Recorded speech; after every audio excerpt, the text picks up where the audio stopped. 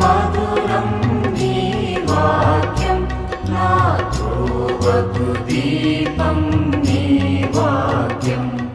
యేసు నామంలో మీకు శుభములు సమృద్ధిగా కలుగునుగాక. మధురం నీ వాక్యం అనే కార్యక్రమానికి స్వాగతం. ఈరోజు మన అపోస్తుల కార్యములు అనే అంశం 16వ భాగం ధ్యానించుకుందామండి. మధురం మధురం నీ వాక్యం నా త్రోవకు దీపం నీ వాక్యం. అపోస్తుల కార్యములు 19-20 అధ్యాయాలు ఈరోజు మనం ధ్యానించుకుందాము. ఇది పౌలు యొక్క 3వ సువార్త ప్రయాణం అండి. ఈ 3వ సువార్త ప్రయాణంలో ఎఫెస్ నగరానికి వెళ్తాడు. అక్కడ 3 సంవత్సరాలు బోధిస్తాడు. ఒక పట్టణంలో 3 సంవత్సరాలు బోధించుట ఇప్పటి వరకు జరగలేదు. కొరింథీలో అయితే 18 నెలలు అంటే సంవత్సరంన్నర, కానీ ఇక్కడ 3 సంవత్సరాలు అన్నమాట. పౌలు సువార్తను బోధిస్తాడు ఎఫెస్లో. తర్వాత అదే ఎఫెస్కి దేవుడు 67 తర్వాత యోహాన్ని నడిపించుకొని వస్తే ఆయన ఒక 7 సంఘాలని స్థాపిస్తాడండి. ఈ ఎఫెస్ 3వ సువార్త ప్రయాణం తర్వాత పౌలుకి హెడ్ క్వార్టర్స్గా ఉంటుంది. తర్వాత పౌలు తన ఆత్మీయ కుమారుడు తిమోతిని అక్కడ బిషప్గా అపాయింట్ చేస్తారనమాట.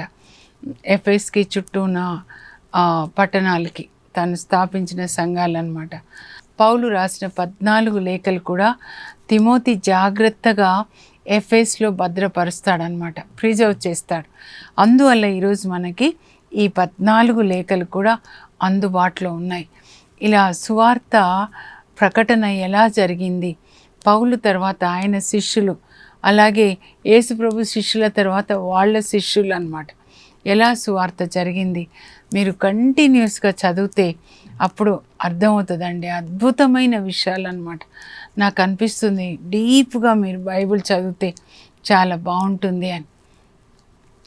సముద్రం పైన పైన చేపలు కనబడతాయి, లోపలికి వెళ్తే ఇంకా పగడాలు, పర్ల్స్, అట్లా లోతునకి వెళ్ళాలండి.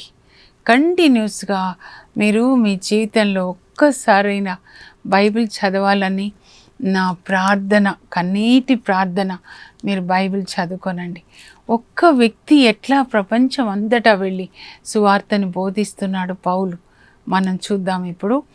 3వ సువార్త ప్రయాణం అండి. క్రీస్తు శకము 53 నుంచి 57 వరకు అన్నమాట. మొత్తం 5 సంవత్సరాలు. అయితే 3 సంవత్సరాలు ఎఫెస్లో సువార్త బోధిస్తాడు.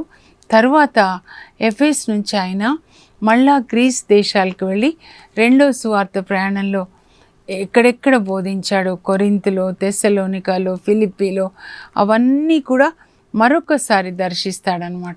అక్కడ మళ్ళా సువార్త బోధిస్తాడు, వాళ్ళని బలపరుస్తారు. ఎట్లా నేను స్థాపించిన సంఘాలు వాళ్ళు ఎలా ఎదుగుతున్నారు అని చెప్పి 2 సంవత్సరాలు ఆ 2వ సువార్త ప్రయాణంలో ఎక్కడెక్కడ సంఘాలు స్థాపించాడో ఆ సంఘాలని దర్శించి వాళ్ళని మళ్ళా బలపరుస్తాడనమాట. అలా 3వ సువార్త ప్రయాణము 53 నుంచి క్రీస్తు శకం 57 వరకు అవుతుందండి. నేను ఒకసారి మీకు మ్యాప్ ద్వారా వివరిస్తాను. ఇక్కడ చూడండి, పౌలు 3వ సువార్త ప్రయాణము రెడ్ పెన్తో అండర్లైన్ చేశాను.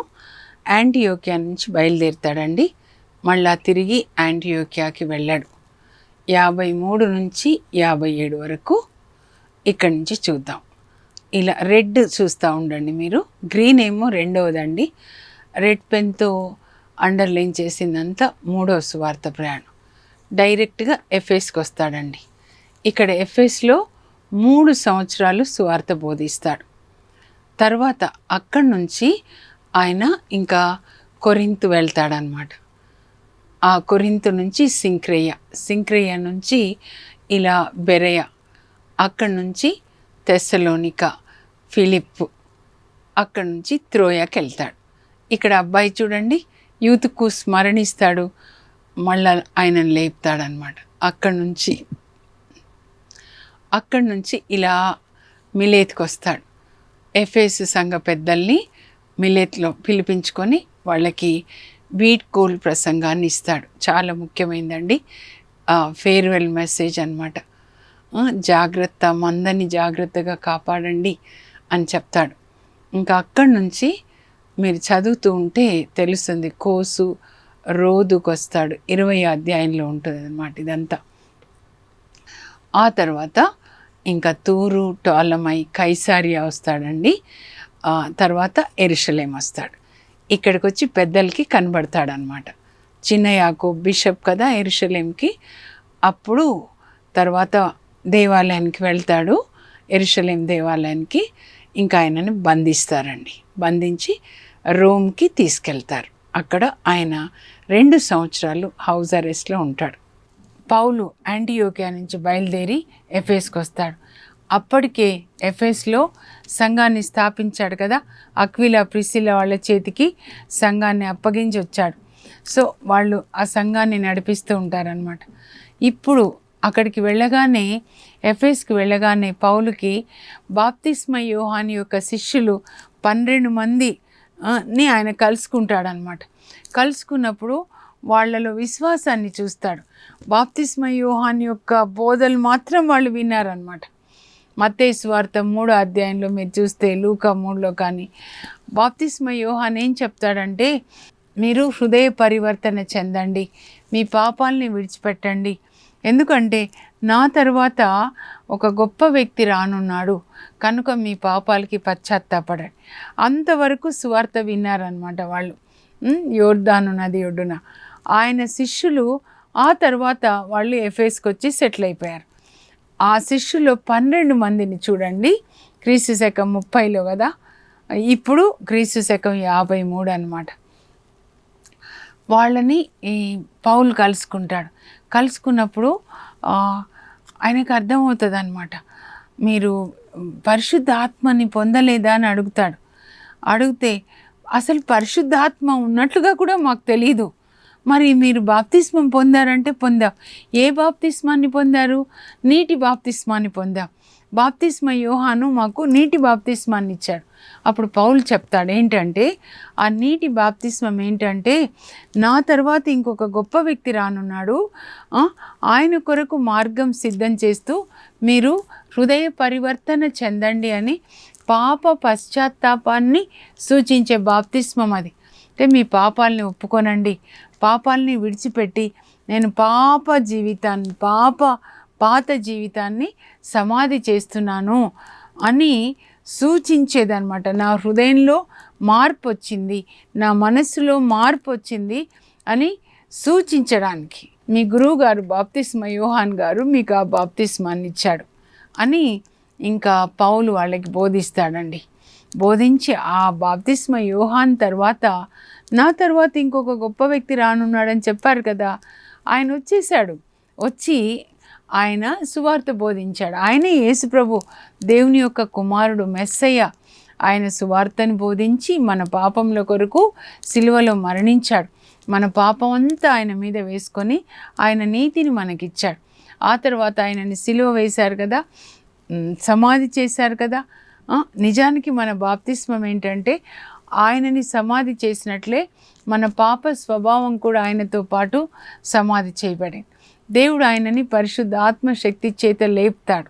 అలాగే మనం కూడా పాపానికి మరణించిన తర్వాత మనల్ని కూడా ఆయన క్రీస్తుతో పాటు లేపాడనమాట. అప్పుడు క్రీస్తుని మనం ధరించుకున్నామంటే ఆయన నీతిమంతుడు, ప్రేమమయుడు, కరుణామయుడు. ఆ నీతిని కరుణని ధరించుకొని మనం కూడా లేచాం. అప్పుడు యేసుప్రభు పరలోకానికి వెళ్తూ నేను వెళ్ళి మీకు పరిశుద్ధాత్మను పంపిస్తాను అని చెప్పారు. అప్పుడు ఆయన వెళ్ళి పరలోకానికి తండ్రికి తన రక్తాన్నిచ్చి మన పాపముల కొరకు పరిశుద్ధాత్మని ఇవ్వమని ప్రార్థిస్తే, తండ్రి యేసుప్రభుకి పరిశుద్ధాత్మ ఇస్తే, యేసుప్రభు మేడ పై గదిలో ప్రార్థిస్తున్న 120 మంది మీద పరిశుద్ధాత్మని కుమ్మరించాడు. ఆ తర్వాత చాలామందికి పరిశుద్ధాత్మ కుమ్మరింపు ప్రతిరోజు జరుగుతూనే ఉంది. సో మనం కూడా పరిశుద్ధాత్మని పొందాలి అని చెప్పినప్పుడు పౌలు వాళ్ళకి యేసుక్రీస్తు పేరిట బాప్తిస్మాన్ని ఇస్తాడు. అంటే యేసుక్రీస్తు సువార్త అన్నమాట. తర్వాత వాళ్ళ 12 మంది మీద పౌలు చేతులుంచి ప్రార్థించినప్పుడు వాళ్ళు పరిశుద్ధాత్మని పొంది వాళ్ళు కూడా దేవుణ్ణి మరి భాషల్లో స్తుతిస్తారనమాట. అంటే పరిశుద్ధాత్మ కుమ్మరింపు పెంతెకోస్తు వీళ్ళకి ఇప్పుడు జరిగింది. పెంతెకోస్తు అనేది ప్రతిరోజు జరుగుతుందండి. ఒక్కొక్కరికి మీరు ఇప్పుడు పరిశుద్ధాత్మని పొందుతున్నారు. ప్రతిరోజు పరిశుద్ధాత్మ దేవుని వాక్యాన్ని విని మనం పశ్చాత్తపడే ఆయన రక్తంలో కడుక్కున్నప్పుడు మనం పరిశుద్ధాత్మని పొందుతాం. ప్రతిరోజు మళ్ళీ ఆ లెవెల్ పెరుగుతూ ఉంటుందన్నమాట. అభిషేక లెవెల్స్ పెరుగుతూ ఉంటాయి. బైబిల్ చదవడము, దాన్ని విధేయించడము, ఆ తర్వాత స్వస్థత చేయడము, దయ్యాల్ని వెళ్ళగొట్టడము. పౌలు చూడండి, నువ్వు గుడ్డివాడవైదుగాక అన్నప్పుడు ఆ మాంత్రికునికి గుడ్డితనం వచ్చింది. కానీ అప్పటి వరకు మాంత్రికుడు తన మంత్రశక్తులచే పాఫో దీవిలో ఉన్న అందరినీ తన ఆధీనంలో పెట్టుకొని మంత్రశక్తి చేత అద్భుతాలు చేస్తున్నాడు. కానీ దేవుని యొక్క శక్తిని అక్కడ పౌలు చూపిస్తాడనమాట. సైతాన్ రాజ్యాన్ని కూలద్రోసి దేవుని రాజ్యాన్ని కడతాడు. అంత లెవెల్లోకి మనం రావాలండి. పసిపిల్లలు తల్లి పాలు తాగినట్లు కొంచెం వాక్యం విన్నాము, మళ్ళీ పడుకుంటాము, మళ్ళీ లేచి పసిపిల్ల ఏడిస్తే మళ్ళీ పాలు తాగినట్లు 4 మాటలు వింటున్నాము. ఎన్ని రోజులు పసిపిల్లలాగా ఉంటారు, ఎన్ని రోజులు పాలు తాగుతారు? మీరు పెద్దగా అయిపోయి దేవుని యొక్క సైన్యంలో సైనికుల్లాగా మనం యుద్ధం చేయాలి. ఇజ్రాయేల్ సైన్యం ఎట్లా యుద్ధం చేస్తున్నారు, మనం దేవుని యొక్క సైనికులుగా ఎదగాలన్నమాట. పౌల్లాగా మనం ఎదగాలి. ఇంకా ఆ తర్వాత చూడండి, పౌలు ఎఫెస్లో ప్రార్థనా మందిరానికి వెళ్ళి సువార్త బోధిస్తాడండి. 2 నెలలు అన్నమాట. మీరు జాగ్రత్తగా చదవండి. అయితే అక్కడ బోధించిన తర్వాత మళ్ళా అతనికి అక్కడ వ్యతిరేకత రానివ్వరండి. యూదులు ఆయనని రానివ్వరు. అప్పుడు అక్కడ ఒక ఉపన్యాస మందిరం, ఫంక్షన్ హాల్ ఉంటుంది చూడండి. ఇప్పుడు మనకు కూడా హైదరాబాద్లో కూడా ఫంక్షన్ హాల్స్ తీసుకొని సువార్త బోధిస్తున్నారు. పెళ్ళిళ్ళకు కూడా తీసుకుంటారు కదా. అలా తిరాను అని ఆయనకి ఒక ఉపన్యాస మందిరం అన్నమాట. ఎవరు ప్రసంగించాలనుకున్నా దాన్ని తీసుకుంటారు. పౌలు దాన్ని తీసుకొని 2 సంవత్సరాలు అక్కడ సువార్త బోధిస్తాడనమాట. సో ఇప్పుడు ఎవరు వస్తారంటే ఎఫెస్లో ఉన్న అన్యులందరూ వస్తున్నారనమాట. పౌలు సువార్త విన్న వాళ్ళందరూ చాలా వరకు అన్యులండి. యూదులు కూడా ఉన్నారు, కానీ ఎక్కువ మంది అన్యులు అనమాట. అందరూ అన్యులు. ఈ ఉపన్యాస మందిరానికి వచ్చి విన్న వాళ్ళందరూ అన్యులు అనమాట. 2 సంవత్సరాలంటే ఎఫెస్లో బలమైన సంఘం స్థాపించబడుతుందండి. ఇంకా ఆయన సువార్త బోధిస్తున్నప్పుడు చూడండి ఎంత అద్భుతాలు దేవుడు చేస్తున్నారంటే 19:11 ఏమని రాయబడి ఉంటుందంటే, దేవుడు పౌలు ద్వారా అసాధారణమైన అద్భుతాలు చేస్తున్నాడంట. ఆయన చేతి గుడ్డలు రోగుల యొద్దకు తీసుకెళ్ళి ఇలాని తాకితే వాళ్ళకి స్వస్థత కలుగుతుందంట. ఆయన నడుముకి కట్టుకునే తాళ్ళు రోగుల దగ్గరికి తీసుకెళ్ళినప్పుడు వాళ్ళకి స్వస్థత అవుతుంది. దయ్యాలు బిగ్గరగా అరుస్తూ వెళ్ళిపోతున్నాయంట. పౌలు వస్త్రాల్ని తాకితే కూడా, అంటే అంత అగ్ని అభిషేకం అన్నమాట. అన్నం లోపల గిన్నెలో అన్నం వేడిగా ఉంటే ఆ గిన్నెకు కూడా వేడి వస్తుంది చూడండి. అలా ఆయన వస్త్రాల్లో కూడా అంత అభిషేకం, అంత అగ్ని అభిషేకం అన్నమాట. అప్పుడు అక్కడ ఎఫెస్లో స్కేవా అని ప్రధాన యాజకుడు ఉంటాడండి. ఆయనకి 7 కొడుకులు అన్నమాట. పౌలు యేసు నామంలో వెళ్ళిపోండి అంటే దయ్యాలు వెళ్ళిపోతున్నాయి కదా, కనుక వీళ్ళు కూడా పౌలు బోధిస్తున్న యేసు నామంలో దయ్యాలు వెళ్ళిపోనుగా కానీ ఆజ్ఞాపిస్తారండి. ఒక వ్యక్తిలో దయ్యం ఉన్నప్పుడు అప్పుడు ఆ దయ్యం వీళ్ళతో ఏమంటుందంటే, మాకు యేసు ప్రభు తెలుసు, పౌలు తెలుసు, మీరెవరు అని చెప్పి వాళ్ళ మీద పడి వాళ్ళ బట్టలు చించి వాళ్ళని గాయపరుస్తాడనమాట దయ్యం, ఆ వ్యక్తిలో ఉన్నటువంటి దయ్యం. ఇంకా అప్పుడు వాళ్ళు చూడండి పారిపోతారు. అభిషేకం లేకుండా, మన దగ్గర అభిషేకం లేకుండా దయ్యాల్ని బంధించకూడదు. వాటి శక్తి కంటే మన శక్తి అధికంగా ఉండాలన్నమాట. ఇంకా అప్పుడు వాళ్ళకి తెలిసిపోతుంది, అమ్మో పౌలులో ఎంత పరిశుద్ధాత్మ శక్తి ఉంది, వీళ్ళకి ఇలా జరిగింది, అభిషేకం లేదు వాళ్ళ దగ్గర.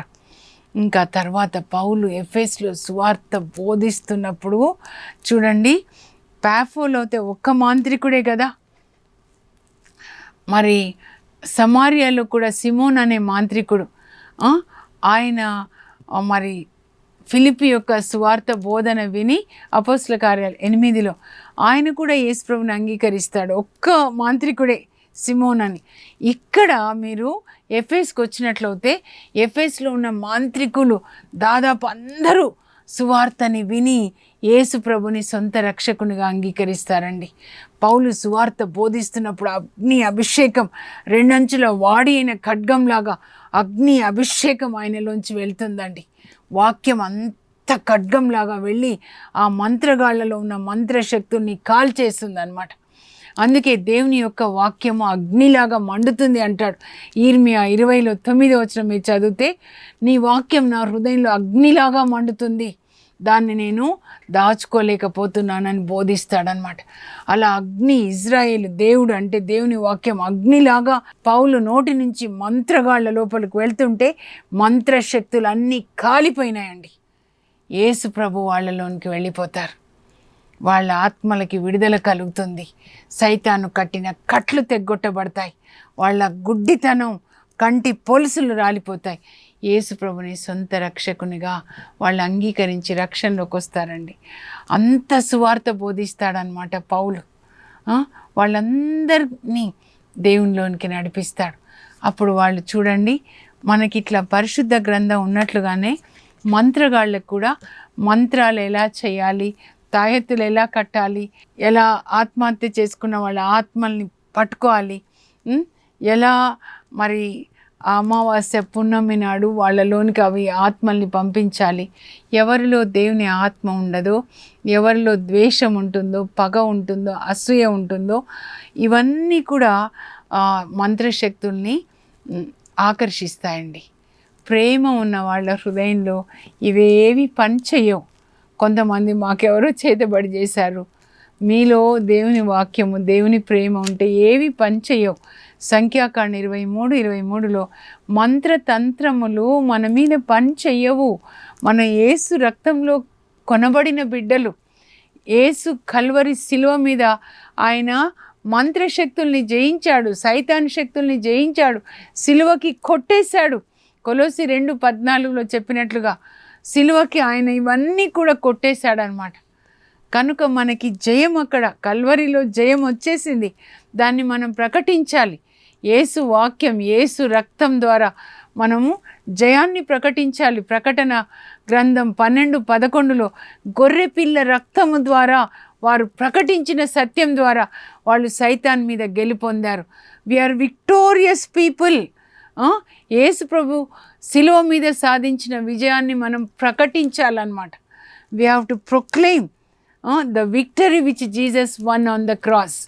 అందుకే బైబిల్ని చదవాలండి. అట్లా వాళ్ళ గ్రంథాలు, మంత్రగాళ్ళందరూ గ్రంథాలని తీసుకొని వచ్చి ఒక కుప్పలాగా పోగు చేసి వాటిని తగలబెట్టేశారంట. ఇన్ని రోజులు ఇంత చీకటిలో ఉండి ప్రజల్ని కూడా మేము చీకటిలో బంధించామని. ఆ గ్రంథాల విలువ, మంత్రగాళ్ళ గ్రంథాల విలువ 50,000 వెండి నాణాలంట.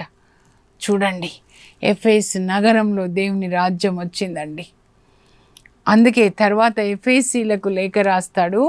ఆ లేఖని అతి పరిశుద్ధ స్థలంతో పోలుస్తారు. అంత మంచి లేఖ అన్నమాట 14 లేఖల్లో. ఇంకా చూడండి, మంత్రగాళ్ళు కూడా రక్షణలోకి వచ్చేసారు. సైతాన్ చేతిలో పని చేయడానికి ఇంకా ఎవరు లేరు. దేవుని రాజ్యంలోకి వెళ్ళిపోయారు. సైతాన్ చేతిలో పనిచేసే ఆ ప్రవక్తలు అన్నమాట, విచ్ డాక్టర్స్ అంటారు. మాంత్రికుల ద్వారా సైతాన్ ఈ లోకంలో తన రాజ్యాన్ని స్థాపించుకుంటాడు కదా, వాళ్ళు దేవుని రాజ్యంలోకి వచ్చేసాడు. ఇంకా మరి పౌలు మీద కోపం వస్తుంది కదండి సైతాన్కి.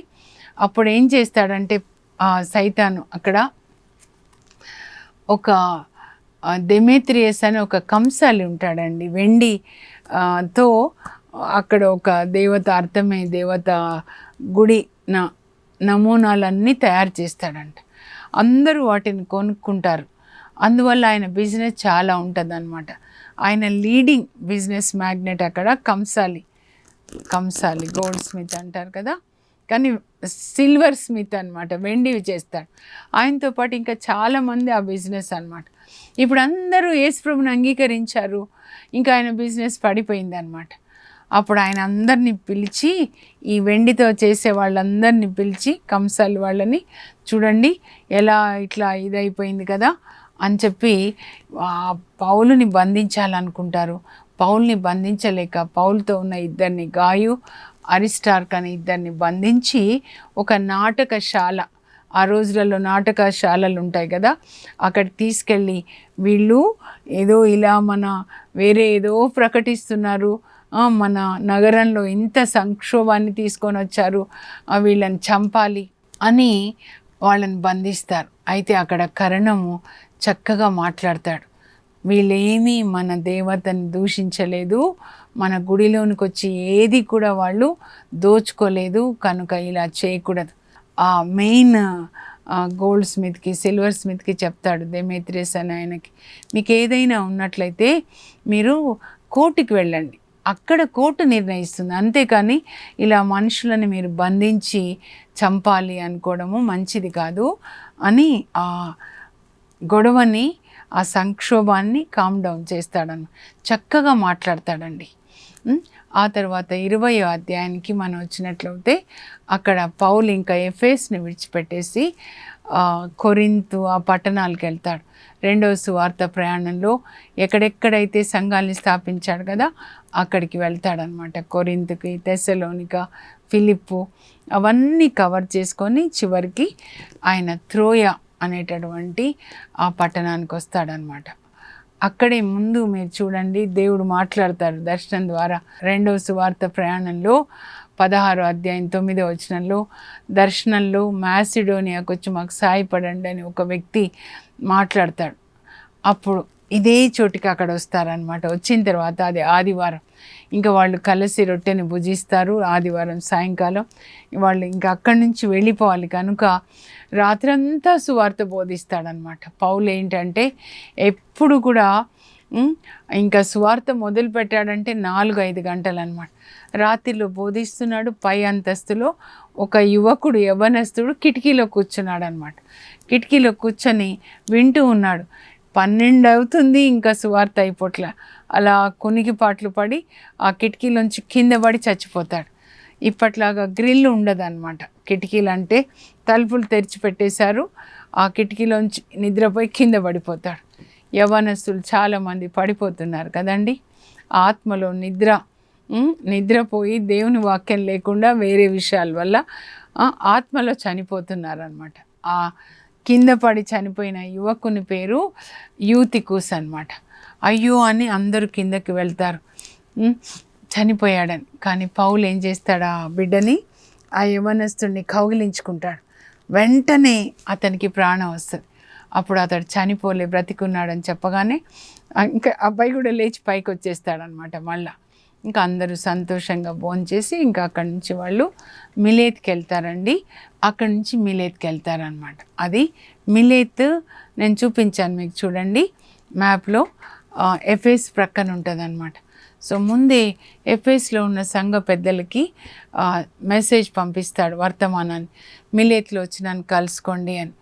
అప్పుడు ఎఫెస్ సంఘ పెద్దలు మిలేత్కి వస్తారు. అప్పుడు వాళ్ళతో చివరిసారిగా మాట్లాడతాడండి పౌలు. మీరు 20వ అధ్యాయం చదవాలి. నిజంగా ఫేర్వెల్ మెసేజ్ అంటారనమాట, వీడ్కోలు ప్రసంగం. నేను 3 సంవత్సరాలు కన్నీటితో ఎలా మీకు సువార్త బోధించాను మీకు తెలుసు కదా. ఇప్పుడు నేను వెళ్ళిపోతున్నాను, ఇంకా మళ్ళా నా జీవితంలో నేను మిమ్మల్ని చూడను. మీకు సువార్త ఎట్లా బోధించానో తెలుసు. నేను ఎక్కడికి వెళ్ళినా కూడా పరిశుద్ధాత్మదేవుడు నాకు చెప్తారు, నువ్వు ఎక్కడికి వెళ్ళినా నీ కొరకు చెరసాల, శ్రమలు, కష్టాలు, దెబ్బలు వేచి ఉన్నాయి. అయినా కూడా దేవుడు నాకు ఇచ్చినటువంటి ఆ పనిని నేను నమ్మకంగా చేశాను. దేవుని యొక్క కృపను గుర్చిన సువార్త, గ్రేస్ గాస్పెల్ బోధించమని నాకు ఒక పని అప్పగించారు. ఆ పనిని నేను నమ్మకంగా చేశాను.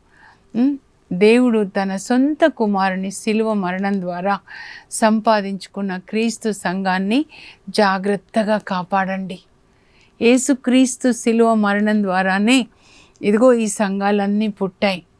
కనుక మందని జాగ్రత్తగా చూసుకోనండి.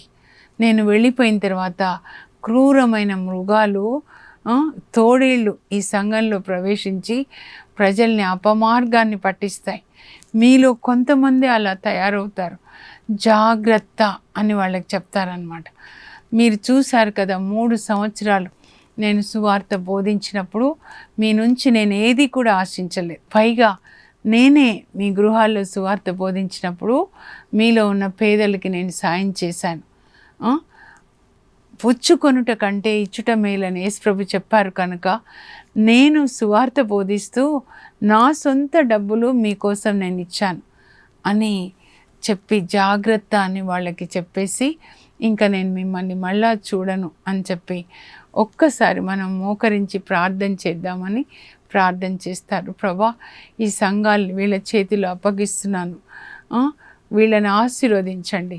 మీరెంత మంచి కాపరి ప్రాణాలు ఇచ్చారో అలా వీళ్ళు కూడా మంచి కాపరులుగా ఉండేటట్లు వాళ్ళ కొరకు ప్రార్థించి వాళ్ళందరినీ ముద్దు పెట్టుకుంటారు. వాళ్ళు కూడా ముద్దు పెట్టుకొని పౌల్ని ఏడుస్తారనమాట. ఇంకా మళ్ళీ నేను మిమ్మల్ని చూడను అని చెప్పి తర్వాత ఆయన యెరూషలేంకి వచ్చేస్తారండి. ముగించే ముందుగా నేను ముఖ్యాంశాలు ఒకసారి చదువుతాను, మీరు స్క్రీన్ మీద చూడండి, రాసుకోనండి.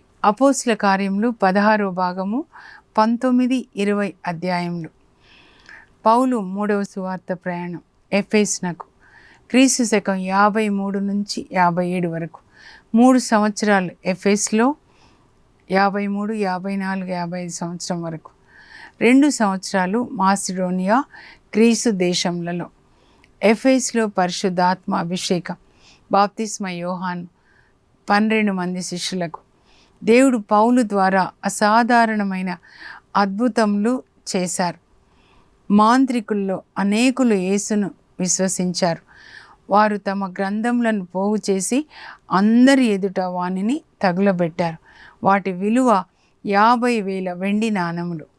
ఎఫెసు నగరంలో సంక్షోభం. త్రోయలో పౌలు యూతికూసును బ్రతికించుట. మిలేతులో ఎఫెసు పెద్దలకు పౌలు వీడ్కోలు ప్రసంగం. ఇప్పుడు ప్రార్థన చేసుకుందాం. పరలోకపు మా తండ్రి, నీ పరిశుద్ధ నామమునకు స్తోత్రం కలుగును గాక. ప్రభా, పౌలు ఎంత నమ్మకంగా ఉన్నాడు నాయనా సేవలో. ప్రపంచం అంతటా వెళ్ళి సువార్తను బోధిస్తూ ఉన్నాడు. మంత్రగాళ్ళు కూడా రక్షణలోకి వచ్చేంత అగ్ని అభిషేకాన్ని కలిగి ఉన్నాడు తండ్రి. నమ్మకంగా పనిచేశాడు నాయన. కన్నీటితో నేను సువార్తని బోధించాను, ఒక్కొక్కరికి సువార్తని బోధించాను, నేను ఎవరికి కూడా భారంగా లేను అని చెప్తున్నాడు. పైగా నా సొంత డబ్బులు పేదవాళ్ళకి నేను సహాయం చేశాను అని చెప్తున్నాడు. నాయన, పౌలులాగా సువార్త సేవ నమ్మకంగా చేసేటట్లుగా సాయం చేయండి. దేవుడు నాకు ఇచ్చిన పనిని నేను నమ్మకంగా, దీనత్వంతో, సాత్వికతతో నేను సేవ చేశాను. కనుక దేవుడు తన కుమారుని శిలువ మరణం ద్వారా తన సొత్తుగా చేసుకున్న సంఘానికి మీరు మంచి కాపరులుగా ఉండండి అని పెద్దలకి పౌలు బోధించాడు. ప్రభా, చివరి సందేశాన్ని ఇచ్చాడు. అది మీరు మాకిస్తున్న సందేశం ప్రభా.